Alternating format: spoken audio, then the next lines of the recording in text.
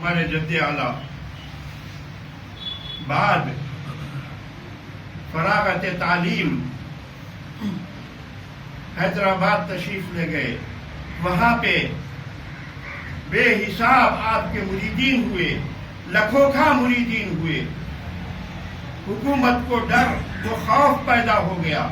وہاں کا جو وزیر تھا وہاں کے حاکم سے شکایت کیا کہ اگر مولوی صاحب یہاں پر اور کچھ رہیں تو ہماری حکومت کو خطرہ ہے. تو وہاں کا حاکم حکم دیا کہ مولوی صاحب یہاں سے تشریف لے جائیں. تو حضرت نے فرمایا کہ ملک خدا تنگ نیست پائے گدا لنگ نیست، اور وہاں سے رخصت ہوئے. جب رخصت ہونے لگے تو لکھوکھا لوگ آپ کے پیچھے ہوئے. آپ نے لوگوں کو روکا اور لوگوں کو وہیں پہ رہنے کی ہدایت و تاکید کر کے وہاں سے پھر خندار شریف تشریف لائے.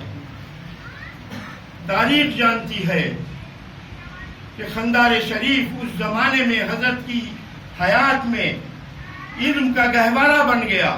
بے حساب لوگ، بے حساب علماء کرام ہندوستان و پاکستان کے دور دور مقامات سے یہاں آتے رہتے، حضرت کی خانقاہ میں رہتے اور تعلیم حاصل کرتے. حضرت نے یہاں پر خانقاہ بنائی بنام حضرت امام حسین رضی اللہ تعالی عنہ.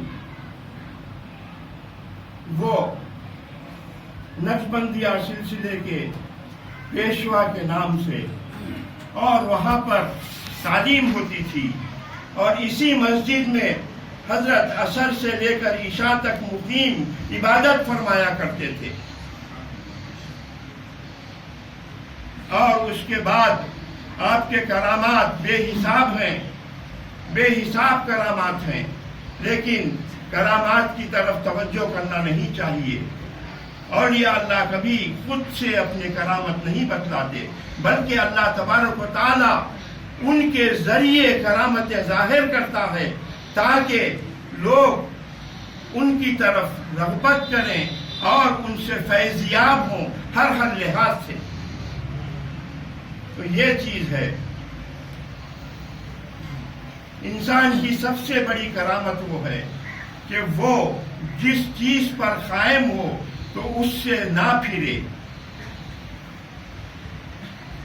عبادت و ریاضت کرنا، اللہ تبارک و تعالیٰ کے احکامات ماننا، شریعت محمدیہ صلی اللہ علیہ وسلم پر قائم و دائم رہنا، یہ انتہائی ضروری چیز ہے. اور اپنے عقائد کا اعلان کھلا کرنا. یہاں کے لوگوں میں اکثر یہ بات دیکھ رہا ہوں کہ ان کے عقیدے بدل گئے ہیں. کتنے افسوس کی بات ہے. یہ ایک چھوٹے سے گاؤں میں اتنے زیادہ اولیاء کرام ہیں، لیکن پھر بھی ان کے عقائد کو چھوڑ کر دوسروں کے عقائد اختیار کرنا، اس کی کیا وجہ ہے؟ آپ اپنے آپ سے سوال کیجئے کہ اس کی کیا وجہ ہے. کیا جواب دیں گے آپ اگر میں آپ سے دریافت کروں کہ اس کی کیا وجہ ہے؟ کہ آپ کا عقیدہ کیوں بدل گیا ہے؟ کیوں آپ اپنے عقیدے سے پھر گئے ہیں؟ کیوں آپ اپنے اسلاف کے عقیدے سے پھر گئے ہیں؟ کیا آپ کے اسلاف کا بھی یہی عقیدہ تھا؟ کیا وہ غلط راستے پہ تھے؟ کیا وہ صراط المستقیم پہ نہیں تھے؟ جواب دیجئے. میں جواب دیتا ہوں.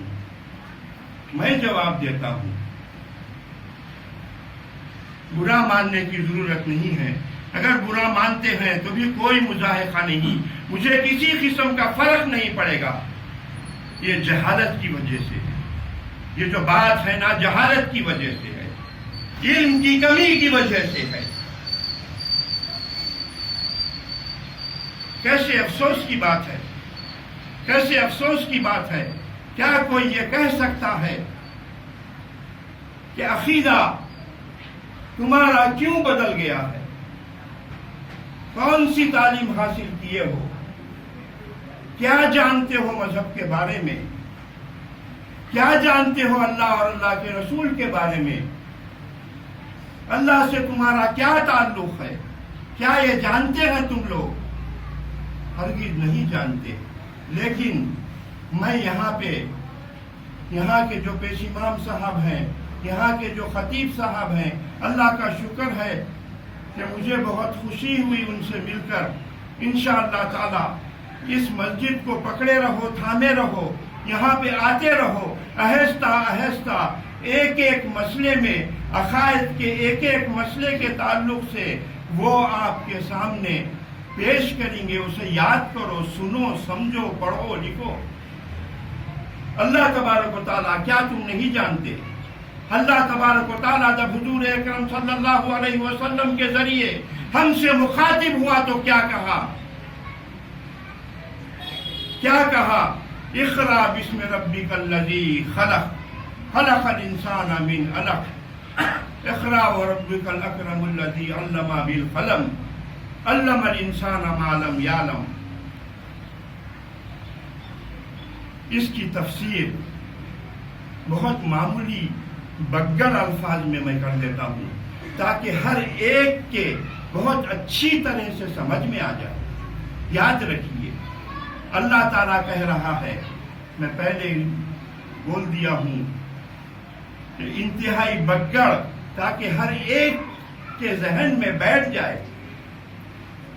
اس کا مطلب یہ ہے کہ پڑھیں گے، لکھیں گے تو بنیں گے نواب، کھیلیں گے، کودیں گے، آوارہ گردی کریں گے، غیر غیرت فحش زندگی گزاریں گے تو ہوئیں گے خراب۔ یہ انتہائی بگڑ چیز ہے، اس کو یاد رکھیے۔ اللہ تبارک و تعالیٰ پڑھنے لکھنے کی طرف توجہ دلا رہا ہے کہ یہ پڑھو لکھو، اور علم اجالا ہے، جہالت اندھیرا ہے، گمراہی ہے، دھوکے میں ہے۔ جو یہاں کا اندھا اور وہاں پہ بھی اندھا رہے گا۔ جو جاہل ہے وہ اندھا ہے، جو جاہل ہے وہ اندھا ہے۔ اور علم کے تعلق سے آپ جانتے ہیں حضور اکرم صلی اللہ علیہ وسلم کے ارشادات، احادیث بے حساب ہیں۔ علم فرض ہے مرد اور عورتوں پر۔ علم اگر چین میں بھی ملے، دور دراز مقامات پر بھی ملے تو جاؤ اور علم حاصل کرو۔ اور علم کے حاصل کرنے کے لیے کوئی عمر کی قید نہیں ہے۔ اگر آپ نہیں جانتے ہیں، اگر آپ تعلیمی یافتہ نہیں ہیں، کسی چیز سے آپ کورے ہیں، کوئی بات نہیں، کوئی مضاحکہ نہیں۔ وقت ہے آپ کے پاس، آپ کے پاس وقت ہے علم حاصل کرنے کا۔ مرنے تک علم حاصل کیا جا سکتا ہے۔ علم حاصل کیجئے، اس کی طرف توجہ کیجئے۔ یہ سارے کے سارے احادیث ہیں، اور اگر انسان پڑھتے پڑھتے پڑھتے لکھتے اگر مر جائے تو اسے شہادت کا درجہ ملے گا۔ اس کی طرف توجہ کیجئے۔ آپ لوگ ایسے مقام پر رہتے ہیں، یہ علم کا گہوارہ رہ چکا ہے۔ علم کے مینار یہاں پر موجود ہیں۔ حضرت حاجی سید سرور مخدوم علم کے کیسے بڑے مینار تھے۔ حضرت سانگڑے سلطان مشکل آسان قبلہ علیہ الرحمہ علم کے کیسے بڑے مینار تھے۔ حضرت شاہ رفیع الدین علیہ الرحمہ، تاریخ دیکھیے، یہ تمام کے تمام میں بکواس نہیں کر رہا ہوں، یہ حقیقت ہے۔ علم میں ان کا مقام، اللہ اکبر۔ حضرت شاہ رفیع الدین علیہ الرحمہ کے چہرے کو اس زمانے کے اولیاء اللہ نہیں دیکھ سکتے تھے۔ اس زمانے کے اولیاء اللہ آپ کے متعلق مشہور ہے کہ آپ کے چہرے پر کسی کی نظر نہیں ٹکتی۔ اس زمانے کے ایک ولی اللہ یہ بات سنے تو جب وہ چاہے کہ میں بھی خندار شریف حاضری دوں، اور یہ کیسی عجیب بات ہے کہ میں حضرت کے چہرے کو دیکھوں، کیا یہ صحیح بات ہے؟ وہ حیدرآباد سے یہاں حاضری دیے، حضرت کی خدمت میں حاضر ہوئے اور دیکھے تو حضرت خود لکھتے ہیں کہ میں بار بار متعدد بار حضرت کے چہرے پہ نظر جمانا چاہا، لیکن خود بخود میری نظر نیچے ہو گئی۔ تو یہ ہے اولیاء اللہ کی یہ ہے کیفیت، اس کی طرف توجہ کرنا بے حد ضروری ہے۔ آپ تمام حضرات یہاں پر بیٹھے ہوئے ہیں، میں جو بیان کر رہا ہوں سن رہے ہیں، لیکن آج آپ اپنے آپ میں تہیہ کیجئے، اپنے آپ سے وعدہ کیجئے کہ ہم اپنے آپ کو بدل دیں گے، ہم اپنے ظاہر کو بالکل بدل دیں گے، نماز کے پابند ہو جائیں گے، صاف پاک رہیں گے ہم ہمیشہ۔ پاکی آدھا ایمان ہے، جیسا کہ میں نے بیان کیا ابھی پہلے ظاہری پاکی کے تعلق سے، پھر اپنے دلوں کو صاف و پاک رکھ لیجیے کینے سے، یہ تمام غیر غلط چیزوں سے، دشمنی، حسد، جلن، بغض، یہ تمام چیزوں سے اپنے دلوں کو پاک کر لیجیے۔ آدھا ایمان آپ کو حاصل ہو گیا مفت میں۔ یہ دلوں پہ کیوں بوجھ رکھتے ہو؟ حضور کا ارشاد ہے، حضور کی حدیث ہے، جب شام میں سونے کے لیے بستر پر بیٹھو، کسی سے اگر تم کو تکلیف پہنچی ہے تو اللہ اور اللہ کے رسول کے لیے انہیں معاف کر دو، اور اگر تم کسی کو تکلیف دیے ہو، تمہاری وجہ سے کسی کو تکلیف پہنچی ہے تو اس کے لیے توبہ و استغفار کرو اور اس سے معافی چاہ لو۔ اپنے دلوں پہ خواہ کے بوجھ مت رکھو، اپنے نچلے والوں کو دیکھ کر اپنی زندگی بسر کرو، اپنے اوپر والوں کو دیکھ کر نہیں۔ یہ دنیا کسی کے ہاتھ آنے والی نہیں ہے، یاد رکھیے۔ اس سے کسی قسم کا آپ کو فائدہ ہونے والا نہیں، آپ کو اور ہم کو کسی قسم کا فائدہ ہونے والا نہیں ہے، یاد رکھیے۔ پھر کیوں اس دنیا کے پیچھے بھاگنا؟ کئی واقعات ہیں جو بیان کیے جا سکتے ہیں، جیسے کہ حضرت نظام الدین اولیاء محبوب الہی کے ایک مرید جنہیں کیمیا بنانے کا شوق تھا، کیمیا بنانا چاہتے تھے، سونا بنانا چاہتے تھے، اور وہ پریشان حال ایک دفعہ حضرت نظام الدین اولیاء محبوب الہی کی خدمت میں حاضر ہوئے اور پریشان تھے۔ حضرت انہیں کھلا پلا کر آرام کرنے کے لیے ہدایت فرمائے، اور پھر رات میں اٹھے۔ دہلی کی سردیاں انتہائی سخت ترین ہوتی ہیں، آپ نے انہیں بلایا اور طہارت کے لیے ڈھیلا لانے کے تعلق سے انہیں فرمایا، اور وہ گئے ڈھیلا ڈھونڈنے کی کوشش کرے۔ جیسے ڈھیلا نظر آتا تھا، جیسے وہ ڈھیلے کو ہاتھ لگاتے تھے، وہ سونا بن جاتا تھا۔ اس طرح سے وہ کڑاکے کی سردی میں ڈھیلا لینے کے لیے ادھر سے ادھر، ادھر سے ادھر گھومتے پھرتے رہے، ایک ڈھیلا نہیں لا سکے۔ عاجز آ کر حضرت کی خدمت میں حاضر ہوئے اور عرض کرے کہ حضرت، جیسے ہی میں ڈھیلے کو ہاتھ لگاتا ہوں وہ سونا بن جاتا ہے۔ حضرت نے فرمایا، پھر کیا فائدہ؟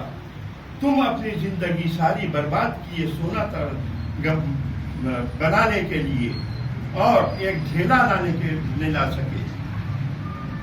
تو یہ ہے جو دنیا کو چھوڑ دیتے ہیں، دنیا ان کے پیچھے آتی ہے، غلام ہو جاتی ہے، اور جو دنیا کے پیچھے دوڑ لگاتے ہیں، یاد رکھیے، کان کھول کر یاد رکھیے، ہرگز انہیں دنیا نہیں ملتی، ہرگز وہ دنیا کو حاصل نہیں کر سکتے۔ تو پھر کیا فائدہ ہے؟ پھر کیا فائدہ ہے؟ حکم یہ ہے کہ دنیا سے اتنا تعلق رکھو جتنا رکھنا چاہیے، جتنی تمہاری ضرورت ہے، جتنی تمہاری ضرورت ہے اتنا ہی تعلق رکھو، زیادہ تعلق مت رکھو اس سے۔ یہ ہاتھ آنے والی نہیں، یہ ہماری امتحان گاہ ہے، یہاں پہ ہمارا امتحان لیا جا رہا ہے۔ ہم 2 روز کے لیے آئے ہیں، 1 روز گزر گیا، 1 روز باقی ہے۔ وہاں کے لیے کچھ کمائیے، وہاں کے لیے کچھ حاصل کیجیے۔ یہ غرور، تکبر، یہ تمام کی تمام چیزیں یہیں پہ چھوٹ جائیں گی۔ وہاں کیا لے جائیں گے؟ وہاں کے لیے کیا توشے کی تیاری ہے؟ وہاں کیا توشے کی تیاری آپ کر رکھے ہیں یا کر رہے ہیں؟ تو توبہ کیجئے، استغفار پڑھیے۔ حضور اکرم صلی اللہ علیہ وسلم نے خود روزانہ پابندی سے 70 مرتبہ استغفار پڑھا کرتے تھے۔ جائیے پوچھئے علماء کرام سے، کیا میں صحیح کہہ رہا ہوں کہ نہیں؟ تو پھر آپ کو، ہم کو، یہ تو ہمارے لیے ہے استغفار اور توبہ، یہ ہمارے لیے نعمت ہے کہ حضور اکرم صلی اللہ علیہ وسلم کا صدقہ اور طفیل ہے۔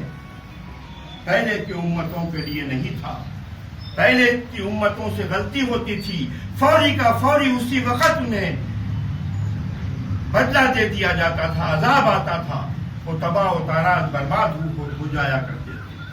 یہ ہمارے سرکار کا صدقہ ہے کہ توبہ و استغفار ہر قسم کے گناہ کے لیے ہے، ہر قسم کے گناہ کے لیے، چاہے کیسے سے کیسا بڑا گناہ کیوں نہ ہو۔ لیکن یاد رکھیے، توبہ گانوں کو تھپکنے کا نام نہیں ہے۔ توبہ دل سے نادم ہونا، شرمندہ ہونا، افسوس کرنا اپنی کرنی پر، اور پھر اللہ کی مہربانی دیکھتے جائیے، اللہ ہی سے مدد طلب کرنا کہ اے پروردگار، شیطان کے وسوسوں شر سے ہم کو بچائے رکھ کہ ہم میں اتنی طاقت و قوت نہیں ہے، ہمیں طاقت و قوت عطا فرما، تو ہی ہم کو اس لعین سے بچا۔ تو اللہ تبارک و تعالیٰ کی اگر آپ یاد رکھیے، دل کی گہرائیوں سے، سچے دل سے اگر توبہ کریں اور اس سے مدد طلب کریں تو وہ مدد ضرور آگے بڑھ کے دے گا۔ وہ اس کا فرمان ہے کہ تم اگر میرے راستے میں 1 قدم آگے بڑھ کے آؤ تو میں تمہاری طرف 10 قدم آگے بڑھتا ہوں۔ وہ تواب الرحیم ہے، غفور الرحیم ہے، وہ توباؤں کو قبول کرنے والا ہے، وہ مغفرت کرنے والا ہے، وہ 70 ماں باپ سے زیادہ محبت رکھنے والا ہے۔ ابھی اور کیا چاہیے ہمیں؟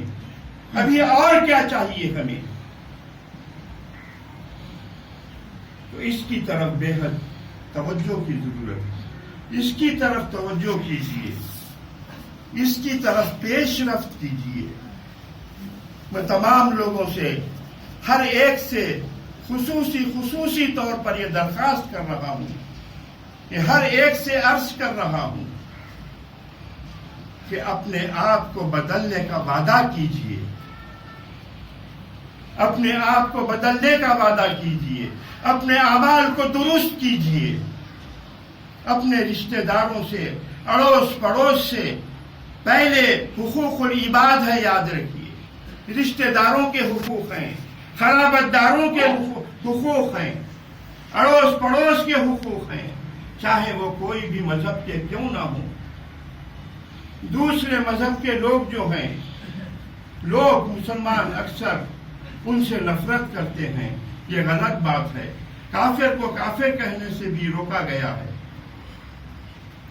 ان کے عقیدے سے، ان کے مذہب سے نفرت کرو، شخصیت سے نہیں۔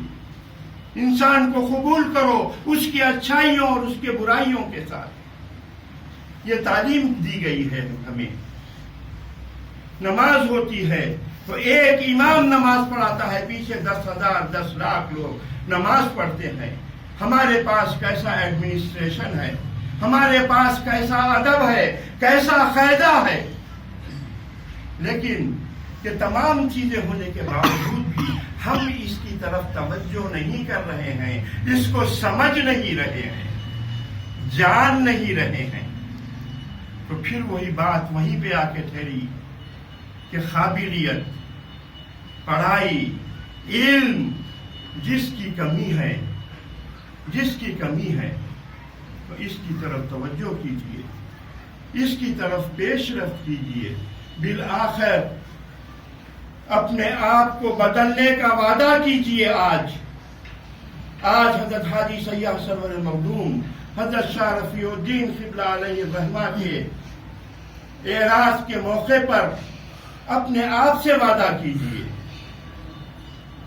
کہ یہ تمام چیزیں اپنے آپ کو درست کر لیں گے. آپ اس سے اپنے آپ کو سجا لیں گے، لیس کر لیں گے.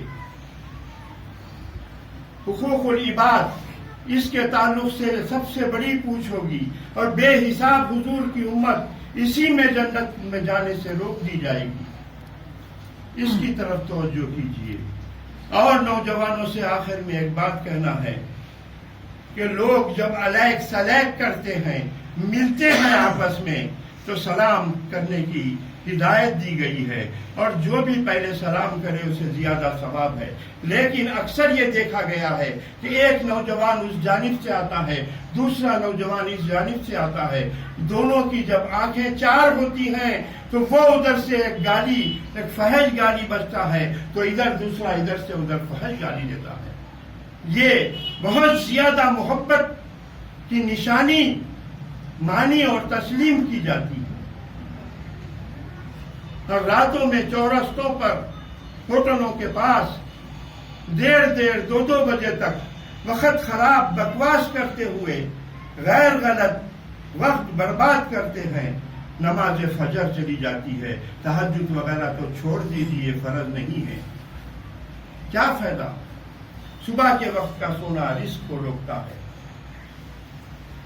بہرحال یہ تمام چیزیں چھوڑیے، غیر غلط چیزوں کو دور کیجیے، علم کی طرف توجہ کیجیے اور حقیقت کو اپنائیے.